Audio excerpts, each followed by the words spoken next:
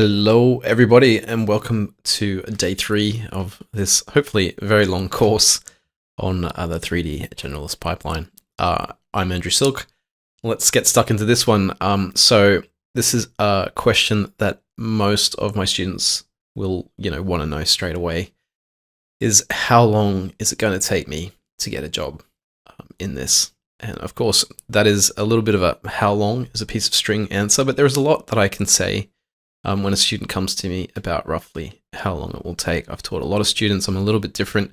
Taught at university, a bunch of classes in university. I've taught in short courses, and I've also taught a lot of mentoring. The interesting thing about doing mentoring one-on-one is that the students will usually stay with me until they land that job. So I'll see, I'll have a much different experience as a teacher to when I'm at university, when everyone sort of graduates and off they go, and I really don't hear from them unless I bump into them in the industry later. When I'm mentoring, I'll say to a student, okay, you're really ready for a job now. I don't know how long it's going to take. There is this element of luck to it. It's going to be, you could get a job next week, could be 6 months from now, but basically you are job ready. I consider you job ready now. Start applying, and let's see how we go in the process. So there is a level when I can sort of tell now, because I've taught so many students, that yes, the industry will want you with your skill set. That it's a given. It's just a matter of time and when those windows appear. So unfortunately, a lot of people come to me with expectations which are unrealistic, and they have these things in their head. So it's good to know this early. How long does it take to get a job in 3D? So let's move on a little bit. The easy answer is about 5 years. That's 5 years of study from when you start doing your 3D career, roughly, is what I noticed was kind of like a golden number. Some people would take longer. Some people take incredibly long. Some people are shorter, definitely. I have seen people get jobs in, 2.5 years from scratch. That is possible, and we'll talk about that in a second, because there are shortcuts you can take. But on average, I've seen a lot of people, on average, get jobs at about 5 years into their career. Now, here's how it works. You go to university or a school. You expect to get work at the end. It takes you between 2 and 3 years. That's what, everyone seems to be wanting to do.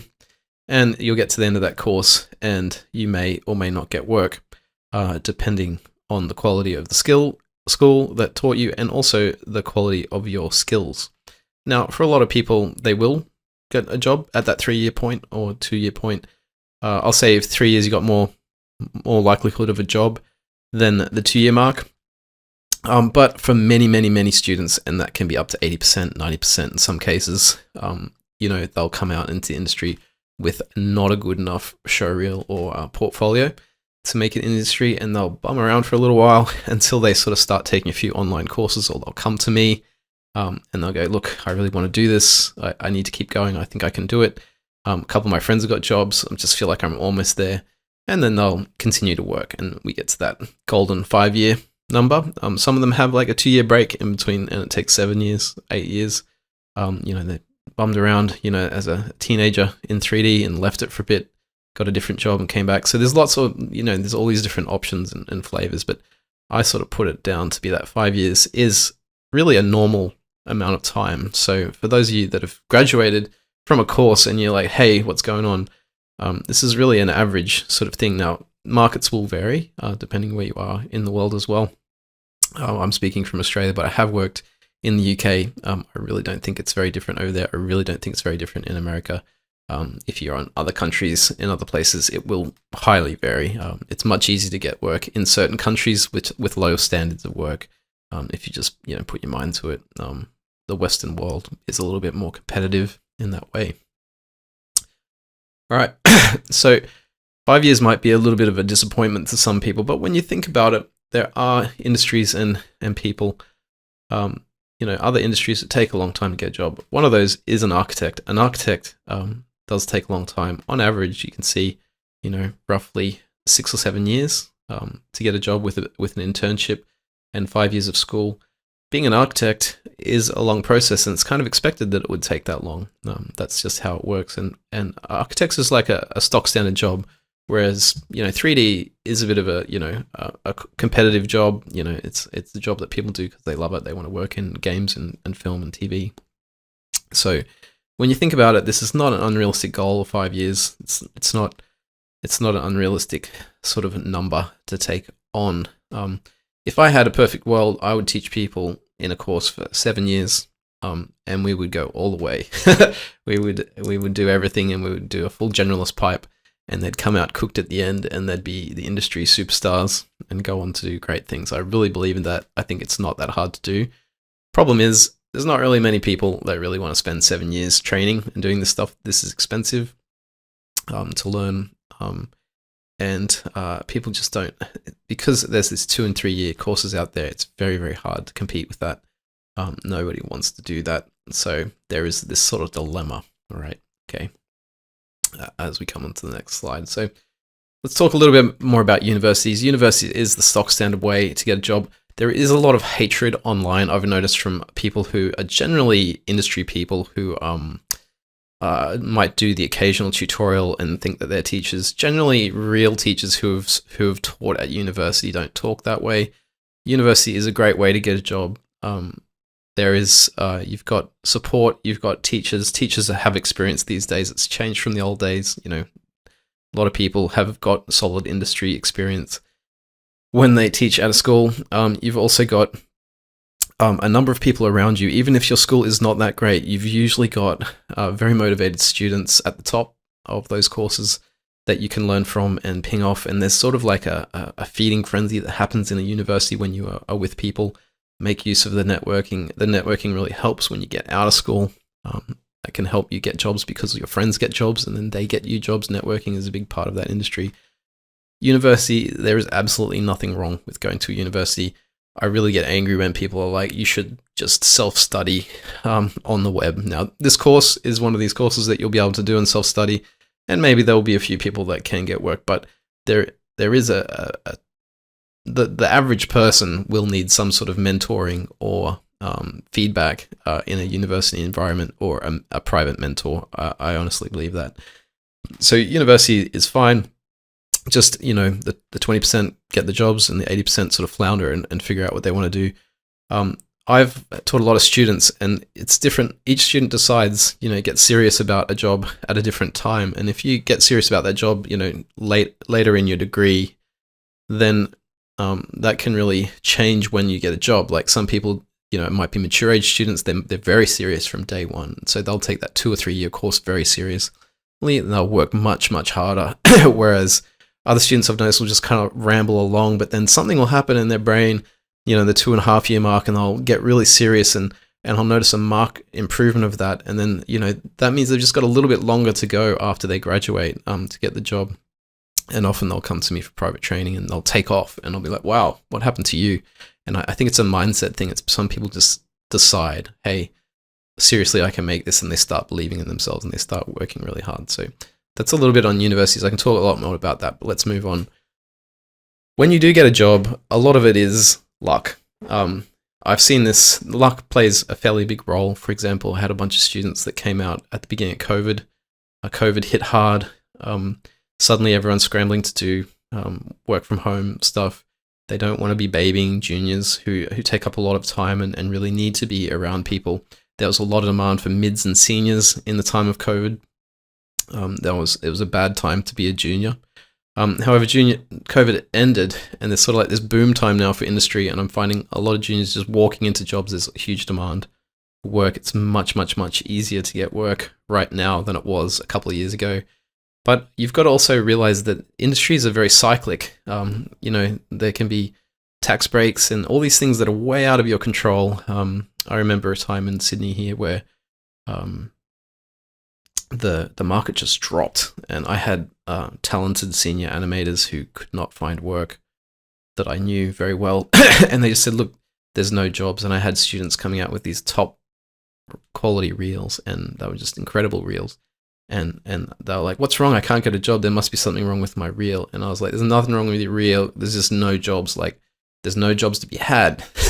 No one's hiring. If no one's hiring, you won't get a job. So if everyone's hiring, then you're much more likely to get a job. when a studio of 600 people suddenly double in size and become 1,200 people, suddenly there's 600 jobs going. Like that makes a big difference. So there is this part of luck that comes into hiring. But usually if you have a certain skill ability, then it will be just a matter of time. Like, like I said to the students, could be next week, could be 6 months from now. I can't really tell you how long it will take, but you are job ready. So that brings us to the shortcut. Like, how do we shortcut this process of learning 3D? And that has been my particular problem as a mentor. So people come to me often after uni, sometimes not, but most times they've finished some sort of a degree, and they'll be asking me, look, I just want a job. I want a job fast. I can't be doing this for 7 years like you want me to be doing. I just need cash. And my parents are putting pressure on me, or my wife, or I'm putting pressure on me. I want a job as soon as I can get it. Now, I am an animator and a previs artist, and I love creating characters, and I run a website called Create 3D Characters. That's not the answer that I give these people to shortcut the industry. So I'll show you what the shortcut is in a second, but let's just talk about one more thing first. One of the things I'd like to talk about first is just the web and the expectations. So we all know ArtStation. If you haven't come across ArtStation yet, you should probably Google it and check it out. It's very well known. Social media and ArtStation and these sorts of sites have radically changed what a noob, like someone who has no experience in 3D, really thinks of the 3D industry. It's a really warped opinion. These sites, they're great and they're fantastic, and I love ArtStation. And I love my Instagram, and I love my Twitter, and I love looking through all the talented artists. I love it. I love Pinterest. So much great artwork. However, this is very different from what getting a job is. The jobs in the industry is not necessarily what you think it is. It's very, very different. It's markedly different from what you would see on ArtStation.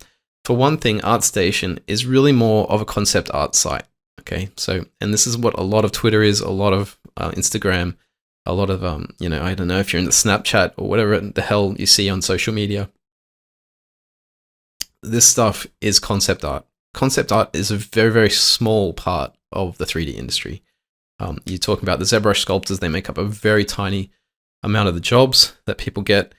You're talking about 2D artists that are also talking about a lot less. Sorry, my thing's just beeping away there in the background, closing it down. You're talking about concept artists. This is a very tiny part of the industry.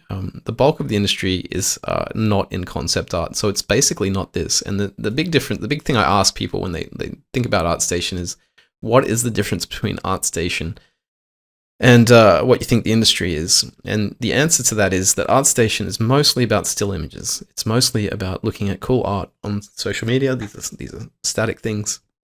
So where is the work? The work is in industry, and that is film, TV, and games. These are all moving image things, a little bit of architecture, and we've got some other peripheral things.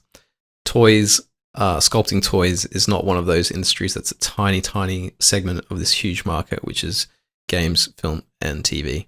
So everything, all the jobs are in basically these animation realms. It's not about still images. It's about production models. It's not about ZBrush sculpts. This is concept art. So you just got to get your head around that. I know that's really hard for people to get their head around, is that concept art is not what the industry is. This is a very small little segment of what the 3D industry really is when you're trying to get work. So here's what I ended up figuring out for my students is, here's a bunch of, this is 3 students. This is Sanjay and Ming and Bailey. And they're 3 of my latest students when I started teaching a little bit differently. Everyone came to me with the same question. How do I get jobs really quickly? I've got no time. I really want to get jobs fast. I want to get my foot in the door. So what I figured out, and this was accidentally through other students, and I'll talk more about this later, is that these still lifes, they work a treat for industry. So still lifes, they're easy to model, they're easy to light, they're easy to texture. They're not that easy. It still takes quite a lot of work, and some of these pictures and the images that you're seeing right now, some of them vary in difficulty level. This is not like you can just whip it out in a weekend type stuff. This is still a couple of years or a year of work. But the shortcut path is this. Now, You won't see much of this on ArtStation because ArtStation is really not about seeing, photographs of stuff and replicating them. But industry really is. What they need is props and backgrounds, and they need stuff textured and lit, and they need it to look cool, and they need it to look real, and they need a good understanding of surfacing. Now, I'm an animator. I love teaching animators, but most of the times I change my mind. In Sydney, particularly, there's not a huge amount of just jobs. There's not a huge demand for animators. There is if you're really, really serious, but those sort of easy jobs that people are after, and they want guarantee of work. This is really a wide range of jobs that you can go into. In fact, people who have done this course really end up in very different places. Ming started doing a lot of fur, and she's doing surfacing and learning Houdini and these things that I didn't teach. Renderman, Bailey is now lighting a katana, which is a pretty hardcore lighting program. He was doing assets for a while, but switched into that and now is learning rigging. We've got Sanjay. He's like doing a whole bunch of work, including rigging and animating characters, which he had done before at university. Having a lot of fun doing that stuff. So just because you get your foot in the door with this stuff doesn't mean that you stay doing that. This is just like a bridge. It's an entryway into those jobs, and it is a bit of a generalist pipe. So this is definitely what I recommend is a generalist thing. Is you're learning three things. We're learning modeling, we're learning lighting, and surfacing.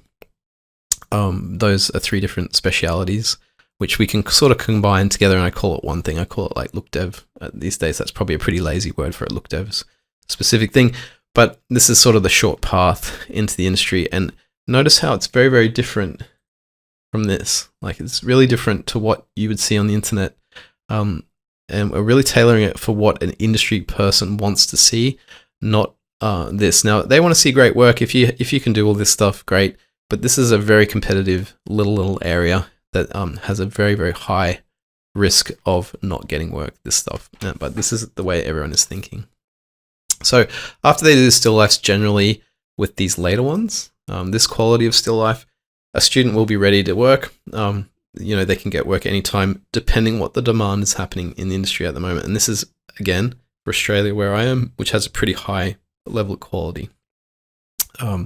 Generally, I'll find that, people with this sort of a showreel will be able to get work pretty much anywhere in the world. Now, we can keep going a little bit, depending if the student doesn't land that job straight away. These guys all started doing these houses. These are cartoony houses. They're really easy to model. It's not sub-D surfaces, it's just poly modeling. They find them really enjoyable after those still lifes, which are all very realistic. I find that the students have a really good time. And then we move on to hard surface sub-D modeling, which is all this stuff. So, this is much more complicated modeling than even those still lifes, and we just sort of drill them out and then sort of branch into Substance Painter and stuff like that. That's another thing to know, is that the still lifes are mostly just done in Photoshop. I mean, it's a very specific skill. You're reflecting reality. But at this point, we can sort of bridge across into Substance Painter once you've learned basic skills in different things. And hard surfaces is really pretty good for that. You can see there's a range of objects here that Sanjay, Ming, and Bailey have all created. So by this stage, you've definitely got a job. That's what you work into. You just keep going and wait and be patient until you got that job. That's what I've found gets people work. But of course, there are many paths, and different people have different things. I love teaching animators as well. So if an animator comes to me, I will teach them that. We've got people who do the long generalist path too. So there is a long path. It's very rewarding, takes longer. Or as I'll show you with these guys in a second, just you have to work really hard and be a bit obsessive. So students, some of my top students, they work like 4 or 5 times faster than the average student. So that just means they're going to get there 4 or 5 times faster. Here I've just got an indie game. This is not student work. This is a professional game here, Valheim, and but I just want to bring up, like, so a lot of people, like, the end goal would be to make a computer game. Like, a lot of people come to me with that sort of a goal, and I can start you down that path. I think the still lifes and the stuff I show you is really well catered to that. Like, people move into games a lot from that sort of a showreel, but they can also move into film. So it really gives you a lot of different ways that you can go. Here, with computer game, you can go down that way. That's sort of like an end goal, is to make your own game. Very hard, very, very hard. High risk. I've had a few students come to me who are making indie games. Be prepared to have a lot of pain involved with that. And then this next one here is 3 of my students at university. This was done at the UTS Bachelor of Animation here in Sydney. This Albatross film. 3 of my students that I'll talk about even more in a little bit later. You guys have seen this in a previous one. Did a full short film. It's got over 20 million views on YouTube.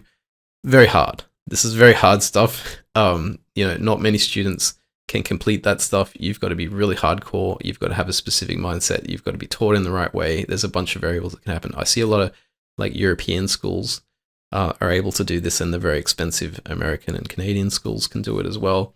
But you're also talking about contact hours in a university environment. That's another thing that people don't realize about university is just not university. Like, there's different courses. Here in Australia, we've got, even at the same university, you've got the master's and a bachelor.